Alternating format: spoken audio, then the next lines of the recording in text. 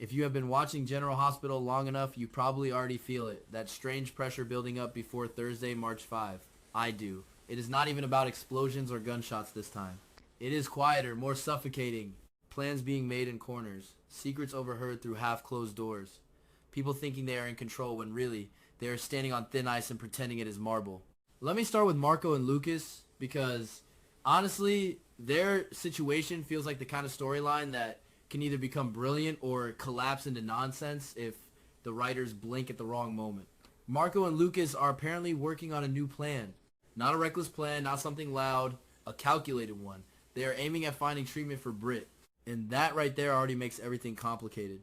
Because Britt is not just any patient. She is tied to Faison's legacy, to obsession, to unfinished business that smells like old hospital corridors at 3 a.m. Marco wants to leave the castle eventually. Lucas too. They want a future outside those heavy walls, outside the shadows. But there is a condition. Marco needs to fulfill his final wish first. That phrase bothers me. Final wish. It sounds like someone already sees the end coming. Or maybe he just dramatizes things. But in this town, drama has a habit of turning literal. And here is where things start twisting. Jocelyn might overhear part of their conversation. Not all of it. Just enough to misunderstand. Which is worse than hearing nothing. She could catch the part about moving out, about leaving, and assume Lucas and Marco are planning to abandon something or someone. I can already imagine Jocelyn confronting Lucas, asking blunt questions without context. She does that. She jumps first, processes later. Lucas would be stunned. Of course he would. He would want to know who told her, who is leaking information. But the truth is messy and almost childish. Jocelyn eavesdropping. Not because she meant harm. Maybe she was just in the wrong place at the wrong time. Or maybe she was suspicious already. The point is, Lucas might never find out that it was not betrayal, not some insider feeding rumors, but just a moment of accidental curiosity. And that kind of misunderstanding can grow like mold in dark corners. Now, Faison, even when he is not physically present, he is everywhere. Caesar Faison has this long shadow that stretches across Britt's life. Britt is trying to complete his final research project. There is something tragic about that. She is finishing the work of a man whose morality was, let us say, questionable at best. Yet she feels obligated. Maybe she believes the science itself is pure, even if the hands that started it were not. But Britt also senses her own mortality. That detail is chilling. She feels like death is approaching. Not in a melodramatic fainting on the sofa way. More like a quiet realization that once the project is done, her supply of medication might disappear. And without that supply, what happens? The implication is clear. She could lose access to the very drug keeping her alive. So she is racing against time, finishing research that might ironically seal her own fate. Then reality slams into her. A patient arrives. Or more precisely, a pregnant woman in critical condition. Delilah. The name is simple, almost gentle, but her situation is not. She is rushed to the hospital after Chase and his wife find her and call for help. The urgency is brutal. If the baby is not delivered immediately, both mother and child could die. Britt is an OB. This is her field. She cannot step back. Even with her own health crumbling in the background, Lucas assists her. Imagine the pressure in that operating room. Britt, aware of her ticking clock. Lucas, already tangled in secrets about future plans. And in front of them, a life hanging by threads. They have to act. No time for philosophical thoughts about Faison, about medication supplies, about castles and escape plans. Just blood, sweat, precision. I think this surgery might change something fundamental in Britt.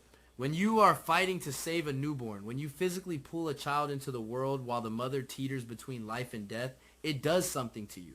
It reminds you that life is fragile and stubborn at the same time. Maybe Britt will see her own situation differently after this, or maybe it will only sharpen her fear. Meanwhile, Charlotte and Valentine are having their own conversation. Charlotte Cassadine talking to Valentine Cassadine is never simple. There is history there, running and hiding, constant instability. Charlotte apparently wants a new life, but what does new even mean for a Cassadine?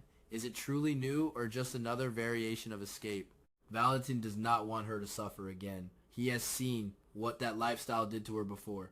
The instability, the constant fear. He does not want to repeat that. And yet, he might slip. He might tell her that he is working with Carly to take down Brennan. That is not small information. That is explosive. Charlotte might actually be excited. She has that impulsive energy, that hunger for drama. Taking down someone like Brennan sounds almost heroic to her. But Charlotte has a weakness. She cannot always control her temper. She reacts, she blurts things out. So even if she feels proud of her father, she could accidentally expose the plan in a moment of anger or frustration. And if that happens, everything collapses. Alliances, strategies, safety. Speaking of Carly, her situation is not safer. Carly Spencer is apparently snooping around Sidwell's safe. That is bold.